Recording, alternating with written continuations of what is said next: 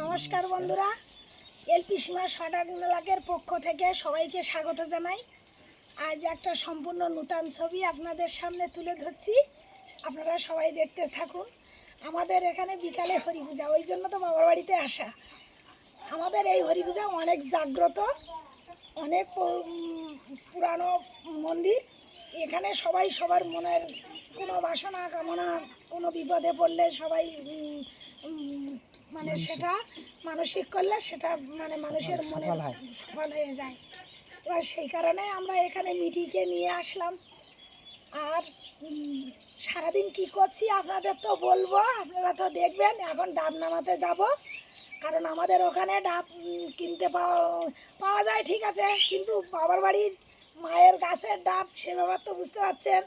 অনেক আনন্দে আছি, বাবার বাড়িতে এসে অনেক আনন্দে আছি। আপনাদের দেখাবো, এখন ডাব নামানো দেখাবো। আর সারাদিন কি করছি সেটাও আপনাদের সামনে তুলে ধরবো, আপনারা দেখবেন।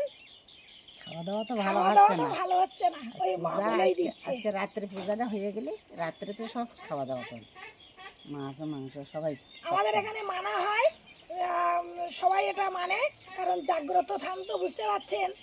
ওই জন্য আমরা সবাই এই মন্দিরের মানে নিয়ম মেনে চলি। ওই জন্য খাওয়া দাওয়াটা এই কয়েকদিন খুব একটা ভালো হয়নি, কিন্তু আনন্দের ভিতরে খাওয়া দাওয়ার প্রয়োজন হয়নি। বন্ধুরা, তাহলে আপনারা সবাই আমার পাশে থাকবেন।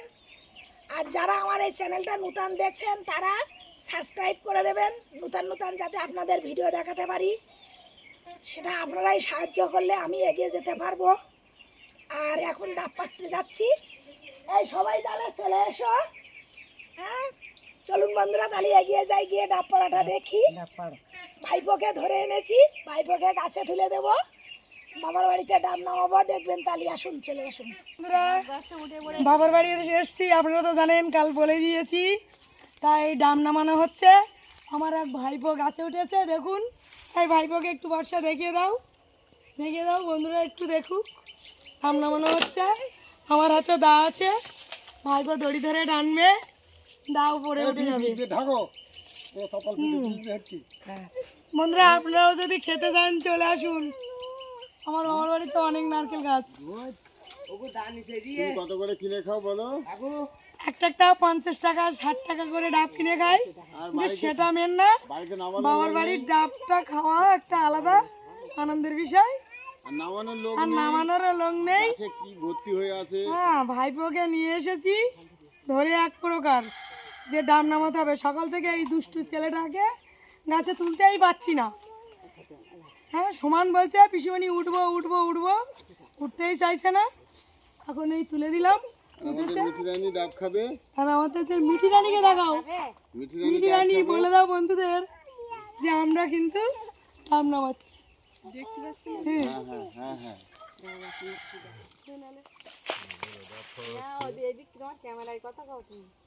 বন্ধুরা, ডাবের জল নেওয়ার জন্য বসে আছি। ভাইপো কাটছে, ভাইপো তো দেখতে পাচ্ছে, ডাব ব্যাপারী। ভাইপো কিন্তু ডাব ব্যাপারী। যদি লাগে আপনাদের বলবেন, সব লেগে যাচ্ছে। পাঠিয়ে দেবো, টাকা লাগবে না, ফ্রিতে পাঠিয়ে দেবো। দেখতে থাকুন, কতগুলো ডাব এইসব প্যাসেঞ্জার সব বসে আছে। বাবা চলে এসো। কতগুলো ডাব নামিয়েছে দেখো। হ্যাঁ, দেখতে পাচ্ছেন মিঠির অবস্থা দেখুন। মিঠি শুধু নাচতে পারে না, কিন্তু মিঠি দেখুন অবস্থা দেখুন। কতগুলো ডাব নামিয়েছে।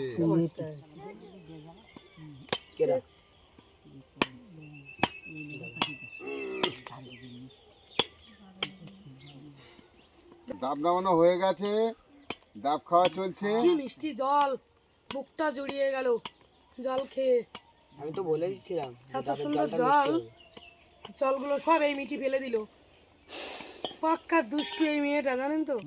একবার ধরে খায় না, তুমি জানো না, তোমাকে আর হবে না, তোমাকে হবে না। আমরা একটু না ভাই, ওটা আমাকে দিয়ে দাও। ডাবের জলটা শিব ঠাকুরের মাথায় চলে গেল। হ্যাঁ,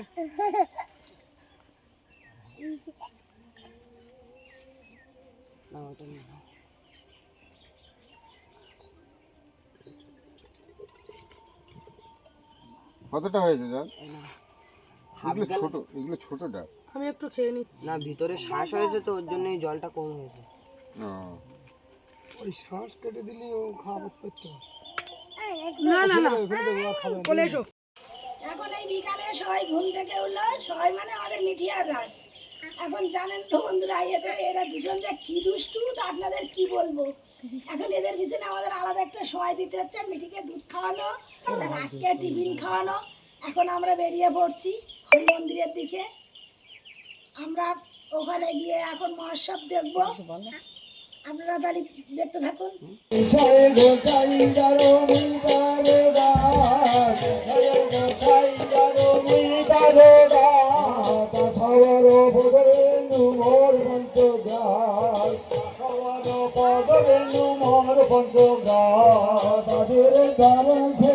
ভক্ত শনিবার